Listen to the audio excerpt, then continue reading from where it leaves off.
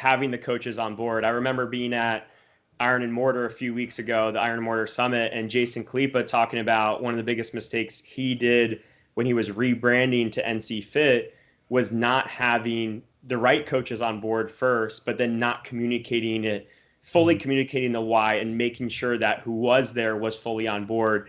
So can you elaborate on that, how important that aspect is of having your team on board for something Oh, like dude, this? it's so huge. It's like the most important thing. Everything goes from the top down, right? In any leadership environment, it's from the head down, and then you have multiple heads in the second tier of leadership, and then you have the population, the regular gym members. And if the coaches don't get it, if they're not understanding why things are the way they are and what the real purpose is, that's going to disseminate down into the members, and there are going to be pockets of people that are like, yeah, why are we doing this? Because they don't. It's like you and I and coaches and owners who have been doing this for 7 or 8 or 9 years.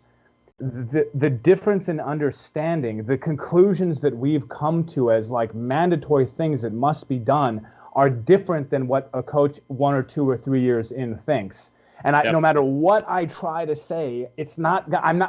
I can't teach you a language in 10 minutes, right? It's like it's Yeah. gonna take some time. So the leadership aspect of making sure that like they trust you and that you're a strong leader and that they know that you have the best intentions and that this is the thing that's going to actually do. It's all very, very important. And when we've seen things when that doesn't happen, it's usually because the flip side, the coaches are either controlling, they're controlling the owner, or there's a pocket of like veteran